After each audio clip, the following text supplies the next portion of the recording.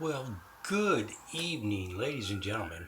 Halliday Mobile Media coming to you. As you can hear, we got sirens going on in the background.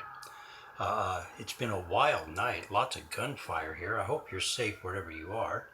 But let's talk about what's going on around the country right now. A little insanity, if you ask me, just a little bit, just a little bit. For all of you who have wondered where I am, I went on sabbatical, if you will. For those of you who know me well, you know when I do go on sabbatical, I kind of do an education thing. I kind of study. This time around, I chose archaeology, anthropology, and I hope you're sitting down, a little theology. I chose them because they kind of tie in to what's going on in our country today.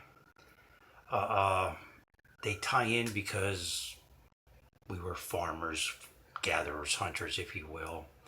And this country here was basically the Constitution, the Declaration of Independence, was written with Christian philosophical interests in mind. Those interests are being challenged big time today, and they have been for quite some time now. The latest incident is a gentleman named George Floyd. Supposedly, I saw a photograph tonight and that was it. I kind of lost it. I want you to tell me when you have ever seen a police car with a license plate, and I'm going to put a link to the photograph in the description, so please check it out. But the license plate of the police car said police. A customized license plate said police. That happens every day. We see it all the time, don't we? George Floyd went into a store. He went to make a purchase. He used a phony $20 bill. The clerk wouldn't accept the $20 bill. George Floyd went outside. No disruption, no thing, nothing happened. George Floyd goes outside and he hangs out. Store clerk calls the police. Yeah, I just got through trying to pass counterfeit money. I'm going to go hang out while he calls the police. Just, hey, here I am, officer. Come on and arrest me. That happens every day. Police come investigate counterfeiting every day. Think about that for just a minute, because we're about to go down a rabbit hole that has a lot of twists and turns. We're going to put some dots together here, and when we're all said and done, I hope you're not stupid enough to buy into the ruse that's going on. Pretty crazy, ladies and gentlemen. It's pretty crazy. I'm going to point some facts out here. As I said, George Floyd went in with a phony $20 bill. Clerk doesn't accept it. That's a counterfeiting charge. Oh, by the way, Secret Service investigates counterfeiters. Not the local police department, but hey, just for shits and giggles, let's go with that for a minute. Let's run with that for just a minute. Local police show up. I just tried to pass a phony $20 bill. I know the clerk is calling the police, so I'm going to go outside and wait for the police. Are you still with me? I'm waiting for the police. Oh, yeah, hey, here I am. I'm Mr. Counterfeiter. Yoo-hoo, come on over here and talk to me. I'm just kind of hanging out waiting for you to show up. Imagine the police showing up, investigating counterfeiting, the local city police investigating counterfeiting. I'm going to say it again, investigating counterfeiting. Yeah, that happens every day, doesn't it? Over a $20 bill. I find this really ironic because there's a lot of irony here now where these dots start going and this path and the rabbit hole twists and turns on us here. I find it odd that Derek, the police officer with the badge on sideways, the goofy badge on sideways, while he's kneeling on this guy's neck with the police car that has a license plate that says police, smiling at the camera for a photo op, if you will. I find it odd that George and Derek had a work relationship in a prior establishment. One worked inside, one worked outside security. so they had to know each other. I find it odd that the cop had his hands in his pockets. Now, you can check all this out with the videos, as I have done, and the photographs that are out there in Cyberland. I find it odd that his hands were in his pockets while he put his knee on his friend's throat. Very odd. I find it odd that 3 cops had to sit on this man while he was handcuffed. I find it odd that they did not just put him in the back seat of the cop car. They were literally right there. You can see them standing by the car with the police, with the license plate that says, "Hi, I'm the police." Yes, police on the license plate. Let that sink in. The license plate literally spelled Police, police. That's what not no EX for exempt, police. Let that sink in. I find it odd that they didn't put him in the car. I also find it odd that a man who could not get air, he couldn't get air, but he repeatedly yelled out for a long period of time. And he did not struggle to live. Why didn't he call for help?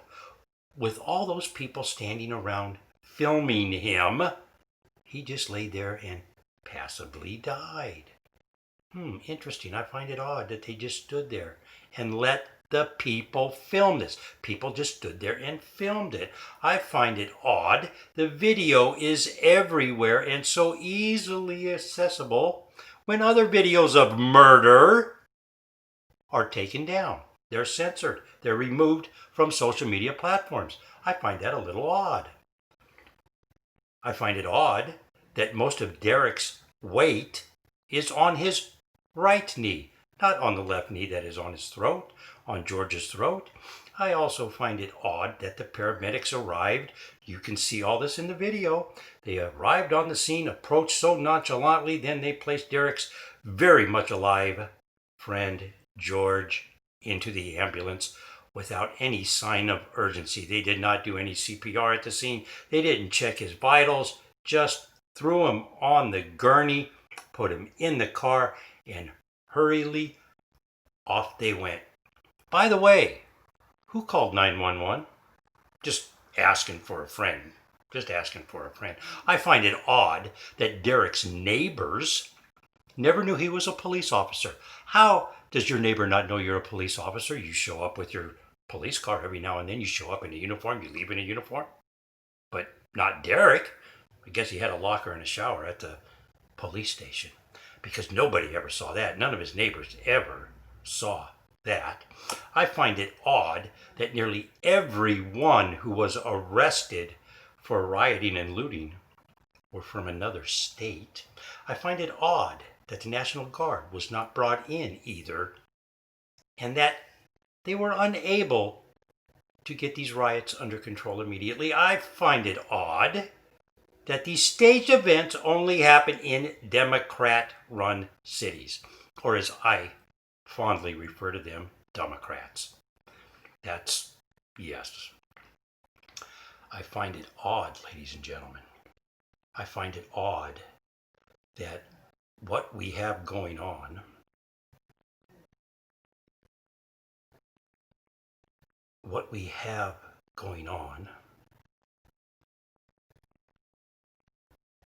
is a COVID epidemic, a sick epidemic.